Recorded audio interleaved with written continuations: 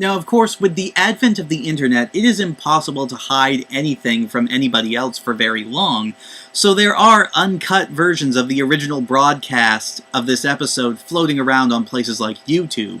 So just for gits and shiggles, let's take a quick comparison of the DVD version of the episode, which I happen to own, and the uncut version, which I found on YouTube.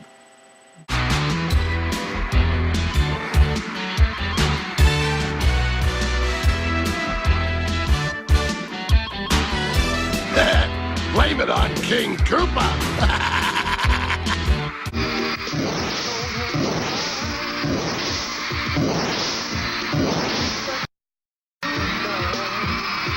Blame it on the rain? Blame it on King Koopa! It's a shame that the episode is treated with such infamy because, apart from being connected to Milli Vanilli, it is actually a pretty good episode of the show, with some of the more humorous jokes that I've seen throughout the entire series. Though, let's be honest with ourselves, a lot of those jokes are probably only so funny because of the whole Milli Vanilli scandal in retrospect. And if we don't? I'll turn you into accountants! Accountants? Dat is een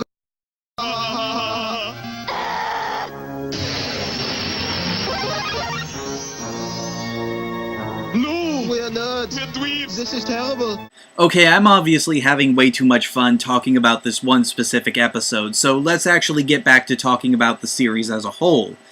And since we just got done talking about a musically centric episode, let's move on to the series soundtrack.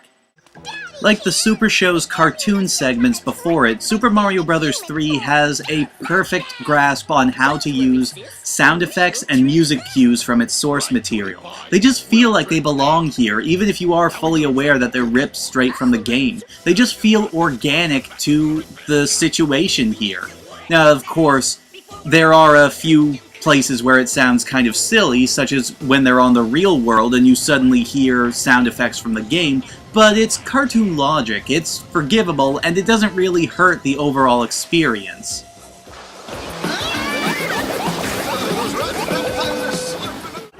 The voice acting in the series, I wouldn't exactly call it fantastic, but it is definitely solid. Everybody turns in a really good performance here and gives their characters a lot of personality. There was nothing that was really groan-worthy, and while there were a few shaky points, the only time where I actively cringed was when Cootie Pie was throwing one of her tantrums, and that was actually intentional. That was the idea behind her character.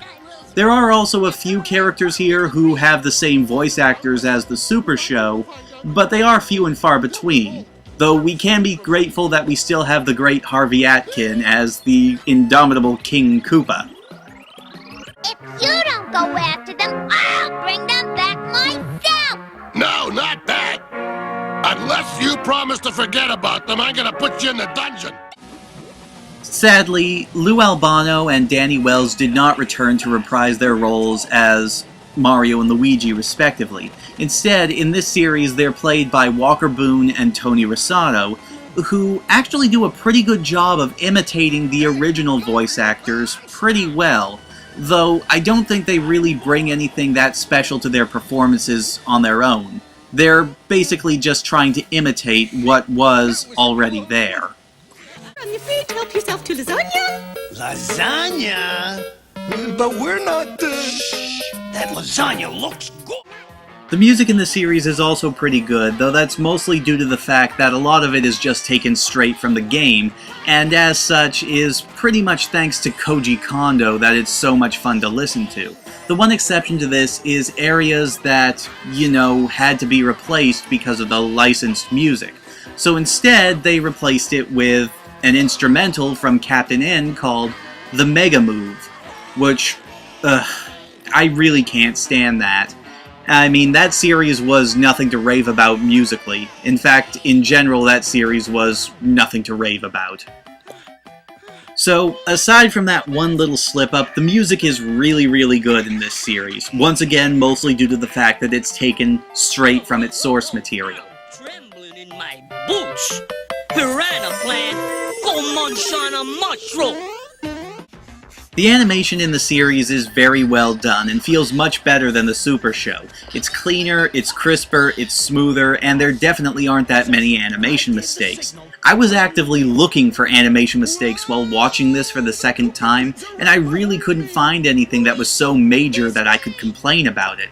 Of course, it is also worth noting that a lot of the characters keep their exact same design from the Super Show, so that's why Bowser, or King Koopa in this case, is all green, whereas by the time Super Mario Bros. 3 rolled around, his design had changed to reflect something more akin to his modern design. And so that's the adventures of Super Mario Bros. 3. Final thoughts?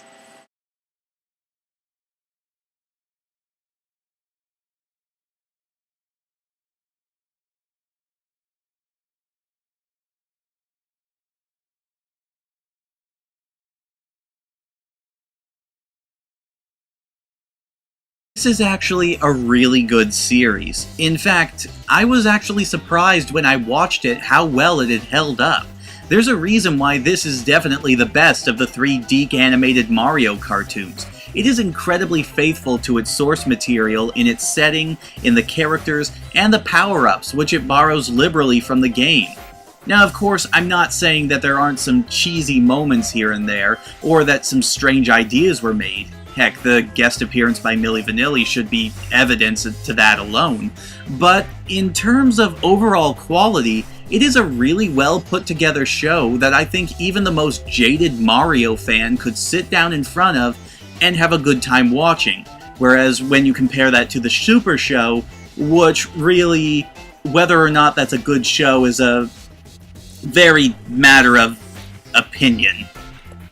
You can get the entire series boxed fairly cheaply, though I'm not sure if this particular set is still available because it's from Shout Factory, and since their deal with Cookie Jar Entertainment is up, a lot of their properties are going out of print, like the Super Mario Bros. Super Show DVDs I showed last time.